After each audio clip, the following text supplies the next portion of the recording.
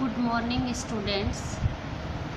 मैं डॉक्टर जुबेदा मिर्ज़ा, सह आचार्य इतिहास, श्री कल्याण राजकीय कन्या महाविद्यालय सीकर। स्टूडेंट्स, हमने पिछली क्लास में जर्मनी का एकीकरण देखा था। आज की क्लास में हम देखते हैं नेपोलियन बोनापार्ट। हालांकि हमें नेपोलियन बोनापार्ट जर्मनी के एकीकरण से पहले पढ़ना था, लेकिन अभी भी हम देखेंगे कि किस तरह से नेपोलियन बोनापार्ट ने फ्रांस में एक नए युग का प्रारंभ किया। नेपोलियन बोनापार्ट विश्व का एक ऐसा सेना नायक, राष्ट्र नायक, निरंकुश, यथार्थवादी, निडर, साहसी शासक था जिसके जीवन में असंभव शब्द के लिए कोई स्थान नहीं था।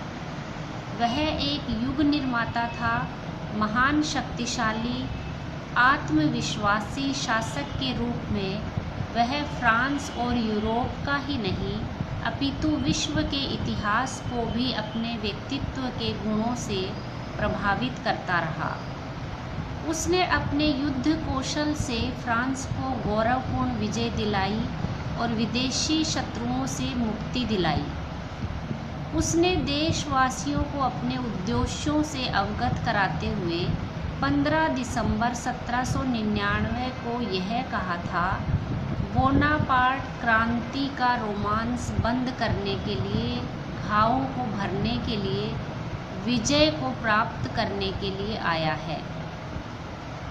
नेपोलियन का जन्म 15 अगस्त 1769 को कोर्सिका द्वीप की राजधानी आजाशियो में स्थित कार्लो बोनापार्ट के घर पर हुआ था। उसके जन्म के समय कोर्सिका वासियों को फ्रांस से बेहद घृणा थी, क्योंकि फ्रांस ने उस पर अनुचित अधिकार कर लिया था। नेपोलियन स्वयं कहता था कि जब मैं पैदा हुआ था तो मेरा देश मौत की घड़ियां गिन रहा था।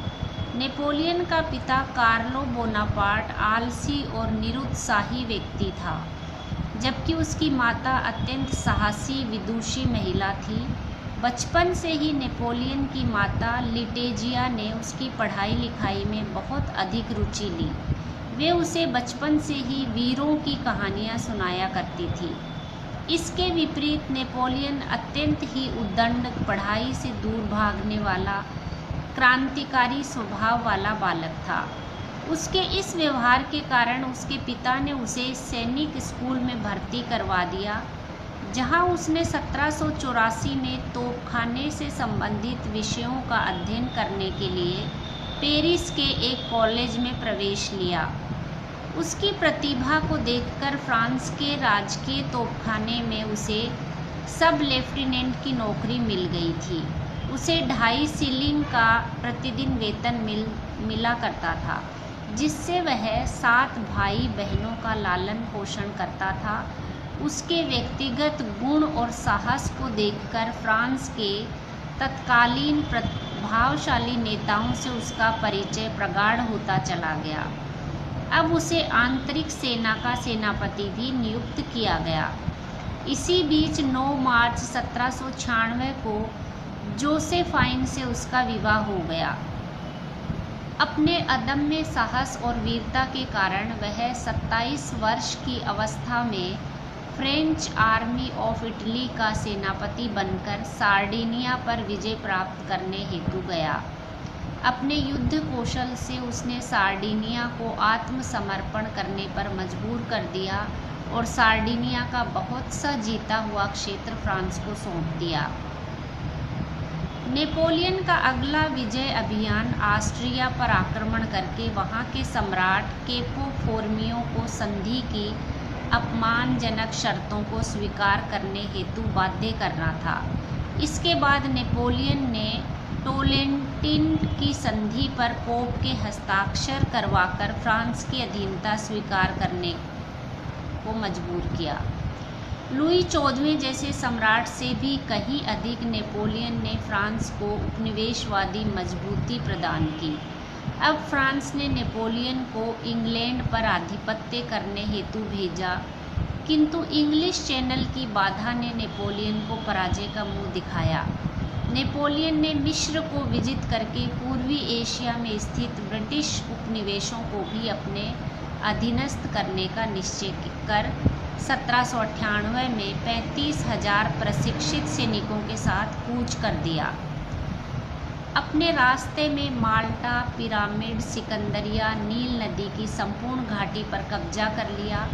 भारत पर आक्रमण का विचार लिए वह इस रास्ते की ओर बढ़ रहा था कि ब्रिटिश नौसेना की शक्ति के आगे नेपोलियन परास्त हो गया।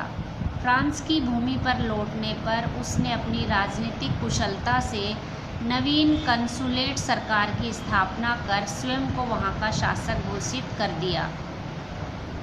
फ्रांसीसी जनता ने 15 दिसंबर 1799 को उसे स्वीकार कर लिया। 25 दिसंबर 1799 को उसने देश का नवीन संविधान लागू कर दिया। 1804 को सीनेट ने अपने प्रस्ताव में नेपोलियन को फ्रांस के सम्राट के रूप में स्वीकृति दे दी।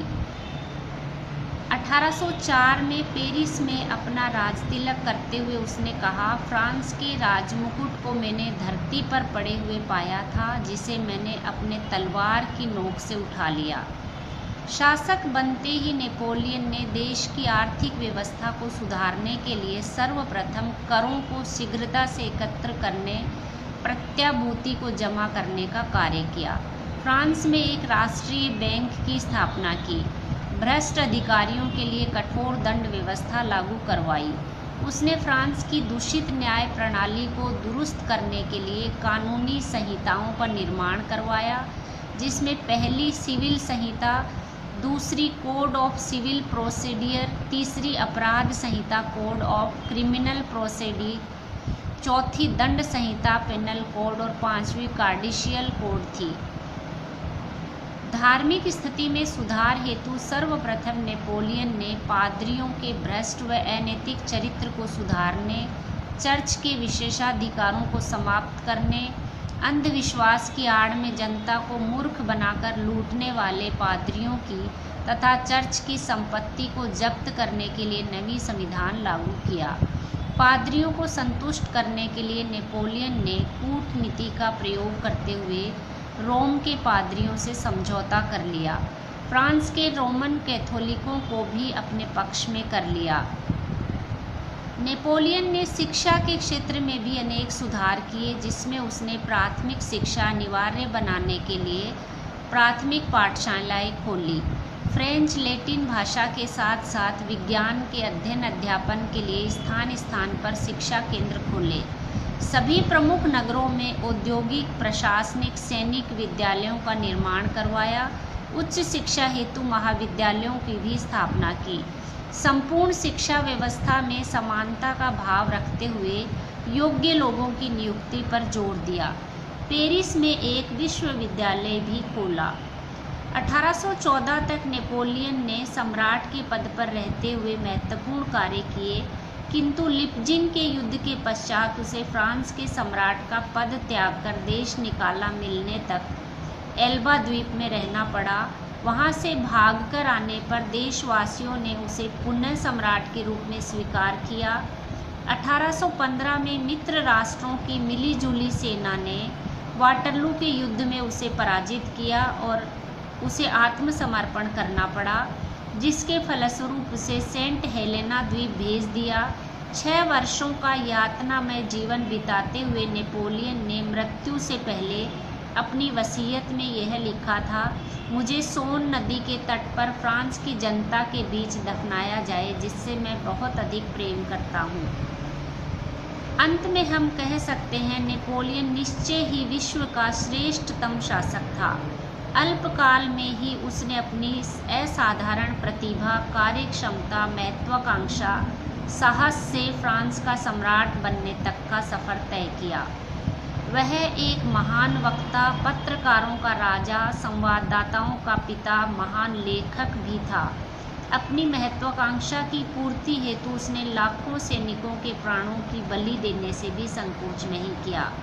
फ्रांस की सेना का सर्वोत्तम सेनापति होने के साथ साथ वह एक कूटनीतिज्ञ एवं महान शासक था।